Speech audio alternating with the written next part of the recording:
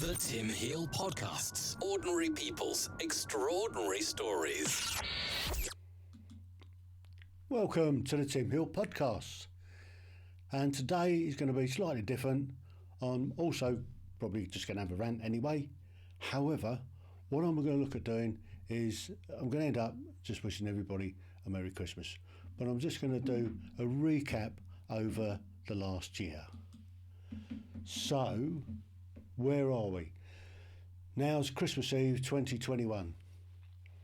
This time last year, we were put into another lockdown. Okay?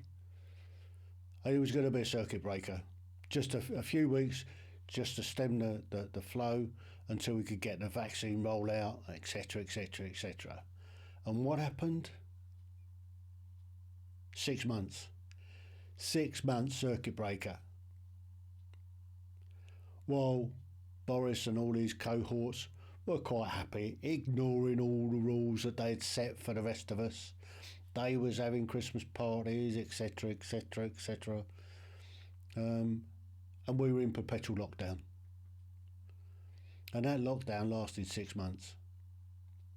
That had a devastating effect on an awful lot of people's mental health. From my point of view, it made my life really difficult. I was unable to... it made it really difficult for me to get people in to do podcasts. So I couldn't actually get people in, so I was doing it remotely. Lots of people didn't have the access to decent equipment, and we have to do it over Zoom. Zoom isn't a great platform to be able to record on because the sound quality isn't fantastic. It's not geared up to record sound. I used another platform, Riverside.fm, which is a great platform. It records at both ends. So if you've got good equipment each end, you get fantastic recordings. I could just apologise slightly. The camera I'm using frames my face, and you see a yellow block around it. I can only apologise for that.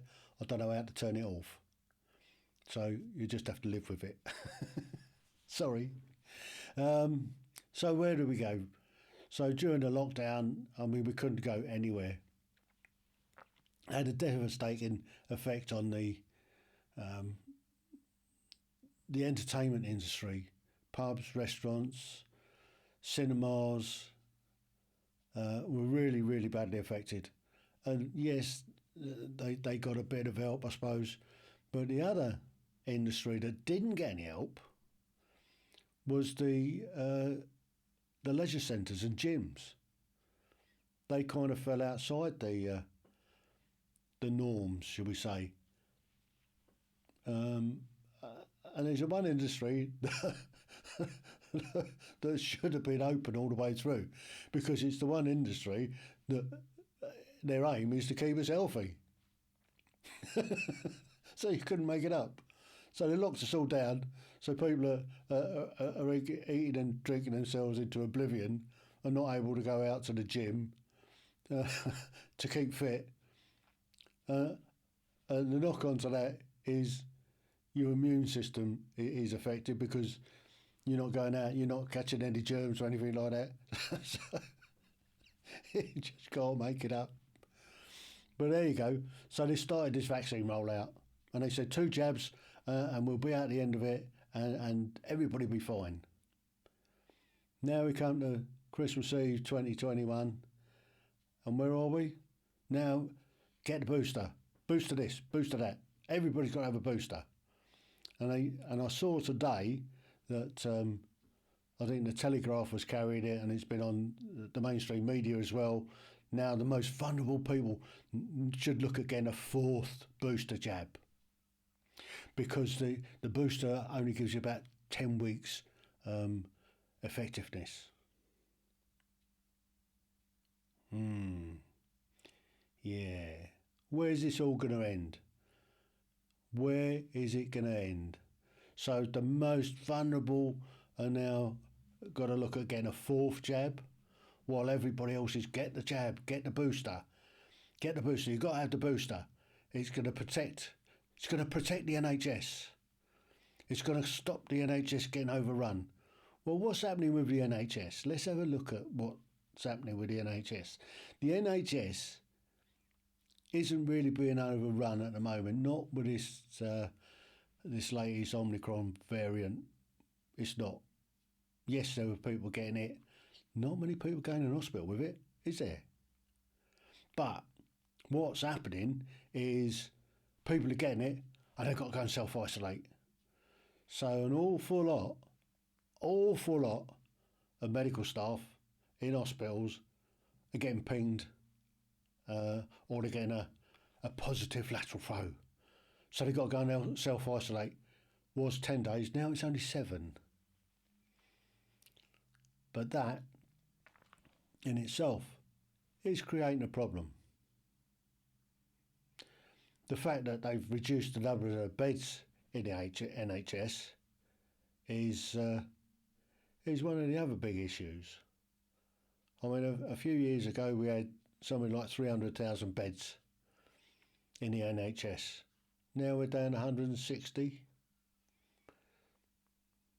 And the population has grown.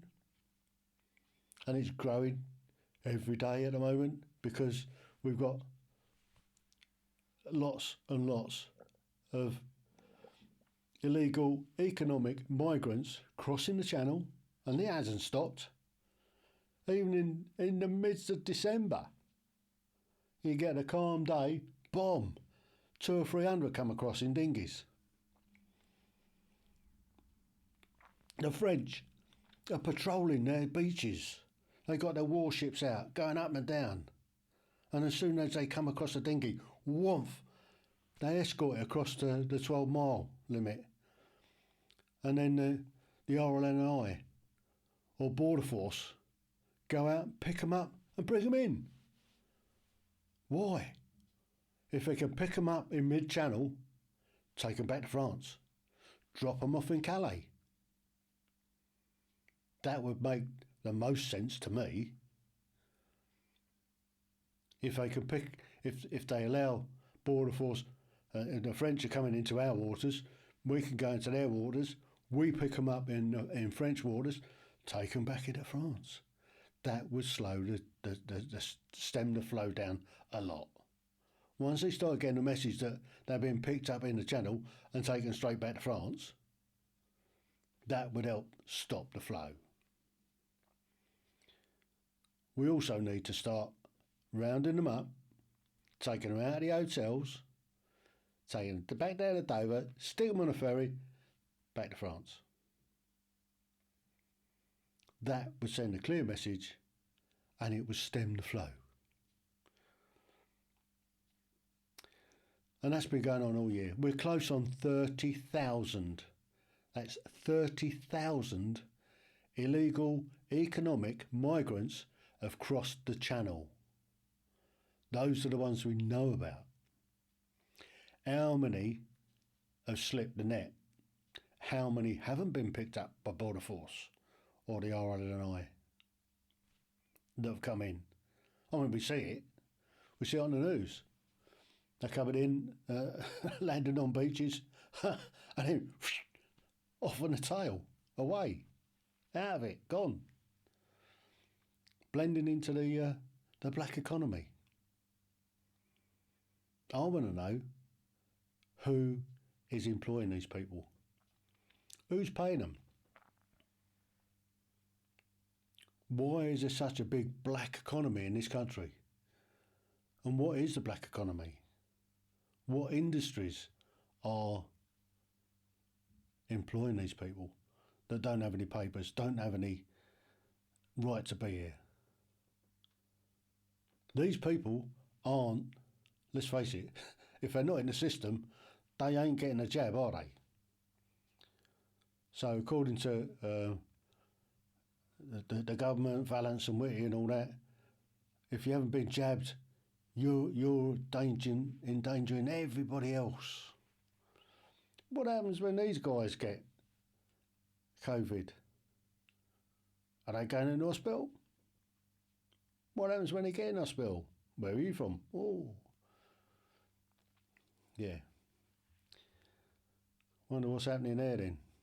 How many of these illegal economic migrants have caught COVID?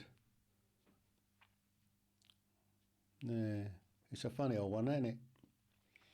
So, what else? What else has gone on this year? So we came out of lockdown in the middle of end of June, and they started to open up pubs and restaurants, and they put all these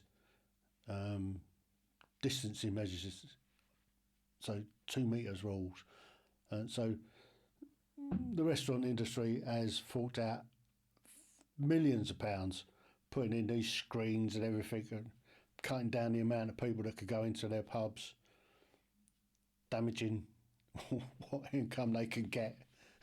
So, and they weren't the ones that were spreading the virus.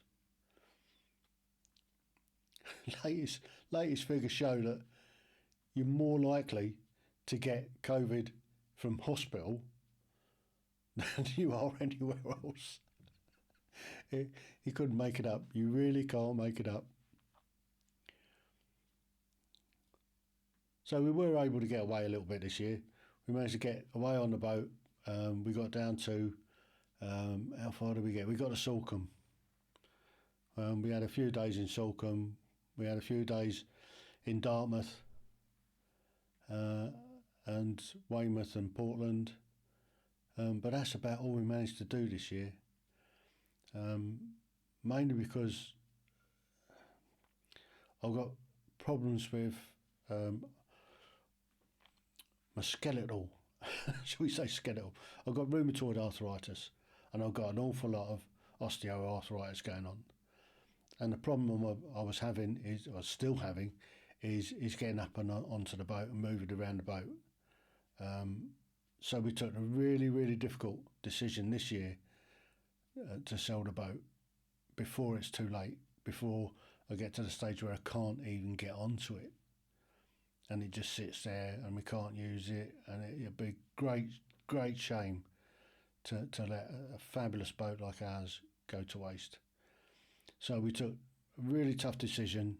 We put it on the market and we sold it within a few weeks. I'm gutted. I mean, I really do miss going on the boat. And poor old Artie as well. I think he misses going out on the boat. He used to enjoy the trips out on the boat. But I'm now one of the statistics. I'm on a waiting list. I'm on a waiting list to see the orthopaedics. The last review I had would have been a phone review. I haven't seen the rheumatoid specialist for 2 years face to face. It's been every 6 months I've had a video call with them, and this time I insisted on doing a face to face. So I had a face to face with them. They checked me out and said, right, there's a bit, my rheumatoid's just about under control. They're going to leave things as they are for the time being, and they've referred me on to the orthopaedics. So now I'm on a waiting list to see orthopaedics. They did say, don't get too excited, it won't be quick. So how long's a bit of string? But in the meantime, I keep hobbling around. I keep trying to move. It's difficult, but I do what I can. I'm on probably painkillers and booze. That seems to work. I mean, during lockdown, my drinking was a little bit, it was getting slightly out of hand. I've managed to get it under control now. I've restricted myself to drinking once a week or twice a week. If we go out on a Wednesday with some friends to a local hostelry that has a quiz night, and maybe have a couple of beers, and then I might do a thirsty Thursday. Have a bit of a rant on Facebook. That's if I don't get my phone and my iPad taken off of me. When one of my dear friends bubbles me to the wife. So I'll try and stay off of that. So we've started to have some functions as well. I mean, we had some really good functions in the club. We had a really good Battle of Britain night. That went really well. We had a good Traff night and Pickle night. Unfortunately, at the 11th hour, 16 people dropped off the list, which dropped us down to only, I think it was about 36 people in the end. But those 36 people had a cracking night. Had a really, really good night on a Pickle night. We just had the Christmas draw, and I've been fortunate enough to be invited to go over to HMS Victory on a few occasions. We run a Friday meat raffle in the club, but I've also been invited over to HMS Victory for their Friday meat raffle a couple of times, which has been really good. I think I've been banned from the Friday meat raffle on Victory because I came away with 3 prizes, which was good. So looking forward then, what we're looking forward to now in 2022. It's looking slightly less likely we're going to be put into another lockdown. I say slightly less likely.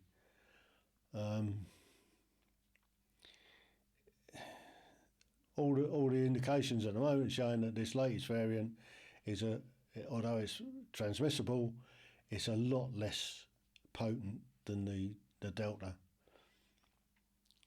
So fingers crossed, we're not going to be going into a lockdown after Boxing Day.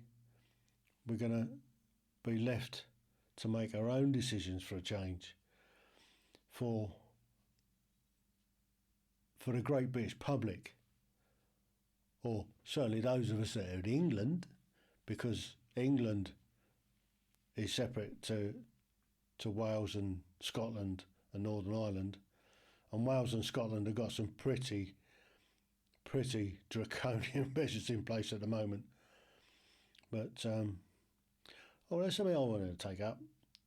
So the government the other week, they have voted in that now we've got to have a COVID passport. Right, okay, fine. If we're going to have a COVID passport, let's also have a voter ID card. If we've got to carry a COVID passport to go everywhere, let's have a voter ID card. Or, even better, a national ID card. Everybody in the country has to have an ID card and carry an ID card. That allows you to show your COVID status.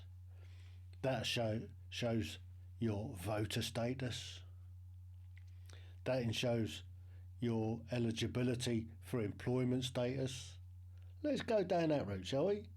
If we've got to have some sort of COVID passport, let's go for a full-on ID card, a national ID card that has all this information on it. Let's see the leftists start melting down on that one. Let's write to your MP, say, let's have a national ID card if we've got to have a COVID passport. Let's have a proper ID card that everybody has to have. And if you haven't got it, then you can't prove who you are. You get deported. Yeah, that would be a right scream, wouldn't it? Oh, you can just imagine the left going absolutely ape on that one. So, I think the end of this year is looming up. Hopefully we're not going to go into another draconian lockdown. But I think 2022, I don't know, let's be hopeful. Let's hope that we have a great year. Let's get out of this stupid draconian measures for this lockdown. Let's have the great British public make their own decisions on their lives. Let's not be dictated to by the nanny state. We're not North Korea. We're not China. We're not Russia. We're Great Britain. Let's be Great British again. And let's start sending messages to Boris and his cohort. We've had enough of their stupid policies on the green agenda, the climate change. Let's concentrate on what really matters to people, the illegal migrant crisis. And it is a crisis when you've got 30,000 in 1 year and they're still coming in the middle of December. That's a crisis. That needs sorting out urgently. Also, they need to get the finger out, invoke Article 16, get rid of the Northern Ireland Protocol and go for WTO rules with European Union. They've mucked us about enough. Grow a pair of balls, go WTO, get rid of Article 16 invoked and walk away from the Northern Ireland Protocol. Let's reunite the country.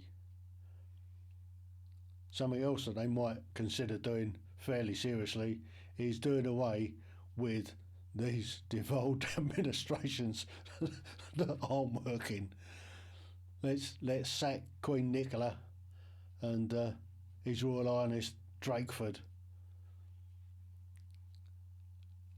and let's take back control properly. Let the local councils have a bit more autonomy as to what they do in their areas. They're the experts on the ground. Let government do the big policies, but let local government deal with their own issues in the local areas and give them the resources to be able to do it. So if I've made a bit of sense, good. If I haven't, I don't care. Basically, it's my way of thinking, and if you don't like it, you don't have to listen to me. But if you do, please share it with your friends, like it, subscribe to my channel, listen to my podcasts. I've got some great guests coming up in next year. I've really got some really interesting people that I'm going to be doing. And I think I might go into actually a series 5 for a complete new series on other people's lives. So please look after yourselves. Have a very, very Merry Christmas and a happy, prosperous, lockdown-free 2022.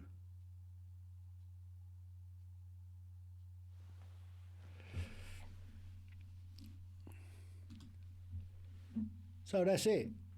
That's my podcast.